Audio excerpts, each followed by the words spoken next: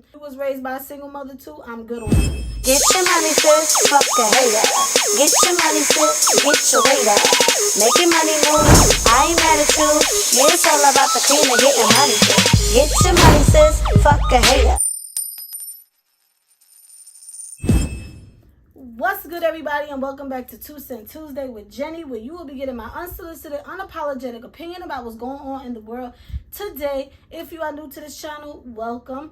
Make sure you hit that subscribe button, and don't forget to hit that notification bell so that you are notified every single time that I post a new video. And you might as well go ahead and give this video a big old thumbs up. And without further ado, let's get right into today's topic. Now, I was scrolling on Instagram and I came across this video.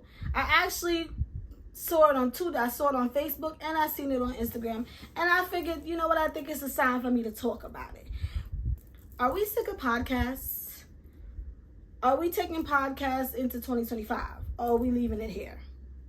Recently on the Facts and Law pod show, two young women had a discussion where one of the women said the type of man that she does not want, and the only type of man she is willing to accept is this kind. Go ahead and roll the clip. I'm not dating a man that does not come from a two-parent household. I don't care what race you are. You came from a two-parent household? No, but I'm going to explain to you why. There's a big difference with the man who was raised with his mother and father versus a man who was just raised with his mother. And I had the pleasure of marrying a guy who was raised by his mom, and I dated seriously a guy who was raised by both parents. It's a big difference. And coming from a household where I was raised by my mom, as a grown woman, I'm telling you, it's a difference. I do agree that there is a difference, but I can't necessarily say that I'm only going to deal with men who came from a two-parent household, because I didn't come from a two-parent household. So I can't put judgment on another person and say that's what you have to have. But have you worked, and do you acknowledge that because you didn't have that you do have some deficiencies? Yeah, I know as a woman I have some deficiencies, and it took me a while to know that. Mm-hmm. But I realized that I do have some deficiencies. Okay, sis. She said, I cannot deal with a man who is not from a two-parent household. I won't do it. And a lot of people are in the comments dragging her, of course. A lot of people, I feel like, can we just do away with the podcast? Can we be done with it? It's too much. And then a lot of people feel like she's literally sounding insane, and women need to come up off the high horse. And you can't really judge someone from coming from the same type of environment as you. But y'all let me know what y'all think in the comments down below. Does your partner have to come from a two-parent household? Let me know. And I'm going to go ahead and drop my 2 cents in on this situation because I got so much to say, baby. I'm going to say this. First, let's address the podcast situation. I don't think podcasts are the problem. I think people are the problem. People's mentality and how they think is the problem. And everyone, because we have microphones, including myself, we feel like we feel like we cooking. We feel like we really talking some ish because people give us a couple views, and it gets to people's head. But at the end of the day, everything on a podcast is of someone's opinion, and people are not going to always agree. I know the feeling. People do not always agree with what I say and how I feel about a situation. And there are some really healthy, entertaining, and informative podcasts out there.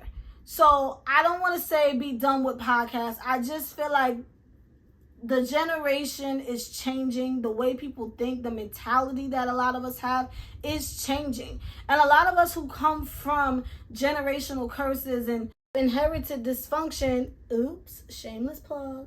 Make sure y'all go cop my book in the description down below. But honestly, a lot of us who inherited dysfunction, grew up in dysfunctional families and households, you know, we get to a point in life where we try to break that generational curse, and we want to do better, and we want to operate differently when it comes to raising our children, when it comes to picking our partners. So I'm not going to say this young lady is wrong for feeling how she feels, but, you know, it's almost unfair to say I don't want a man who wasn't raised in a two-parent household. You know, she never really quite explained her reason other than that it's an extreme difference.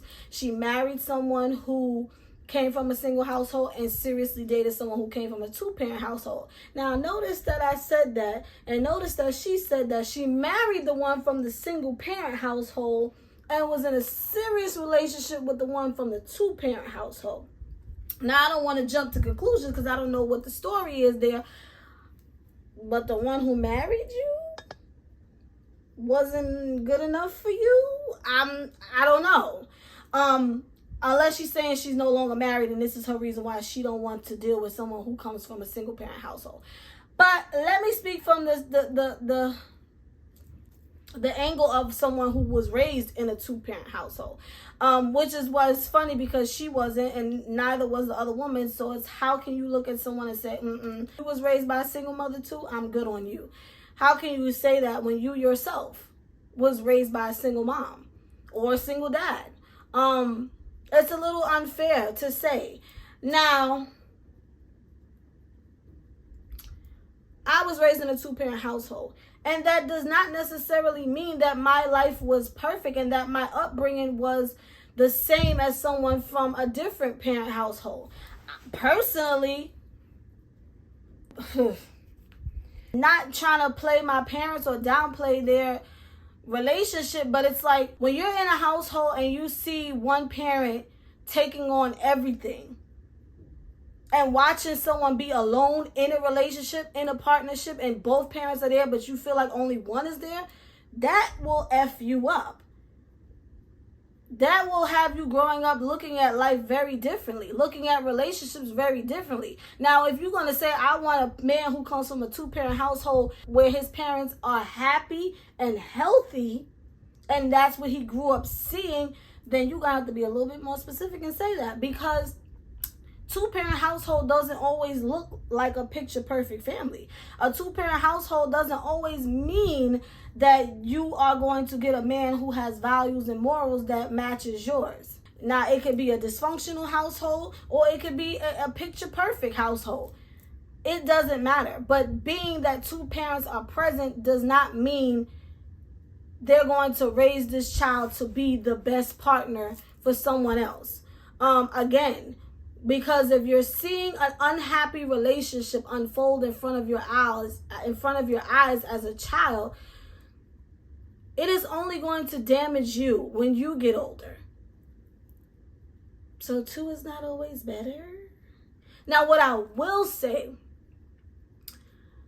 to deal with a man who had a man present in his life, who had a father in his life doing what a father is supposed to do and raising his son the way a man is supposed to be raised despite the mother in his relationship, that man can grow up and be the best husband any woman could ever even imagine.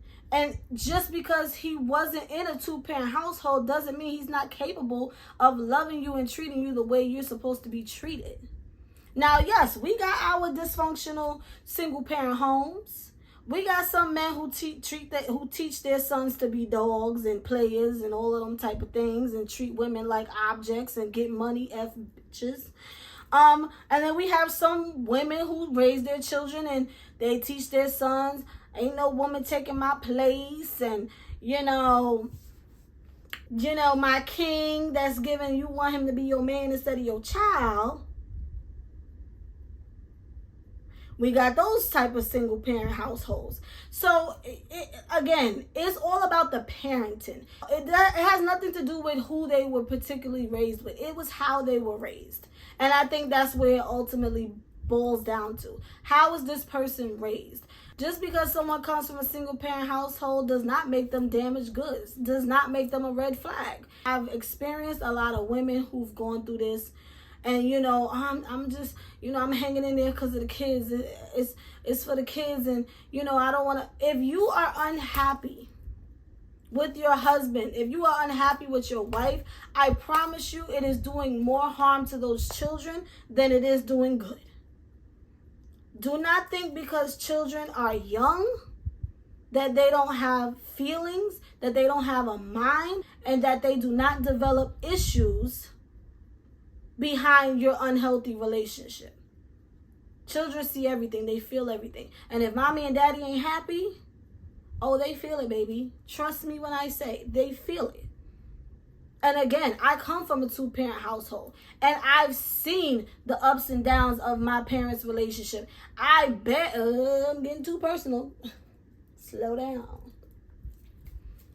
I knew they would be better off apart than together. Most kids know, I want my mommy and daddy together. Baby, go be happy over there. You go be happy over here. So we can all be happy together. And I promise you, I was a happier child, even though I was a grown adult when my parents part ways. But I was happier with my parents once they went their separate ways, because I didn't have to look at their relationship and feel a way about, you know, this one because of that and this one because of that. It was strictly like, okay, you're my dad, you're my mom. And that's the relationship we have. I no longer have to see that you're a bad this or you're a bad that. Doesn't matter anymore. So, again, I say that to say, because I could go off on this subject. Sis, I don't know. I don't necessarily agree, but again, she's entitled to like what she likes. But I'm very curious as to what was her exact reason. Outside of her saying there is a difference, I want to know, what does she feel is the difference? If that 2-parent household exhibit love and management and family first and all of those things, then of course you're going to get the man of your dreams. Maybe. But if it's a dysfunctional household, it can have both parents and their parents up in there. It won't matter. Dysfunction is dysfunction no matter who's under the household. With that being said, let me know what y'all think about this in the comments down below. Let's talk about this one, because this is interesting. And as always, I thank you guys for watching. Dysfunctional families we speak of, 2-parent households ain't always for the best. We speak of my 2 books. All of that good stuff is in my 2 books. Inherited Dysfunction. It's all about breaking those generational curses. Go ahead and support it. Inherited Dysfunction Part 1 and 2. Written by yours truly. Available on Amazon.com. The links are in the description down below. Make sure y'all are following me on all of my social medias. Also in the description down below. And Jenny is out.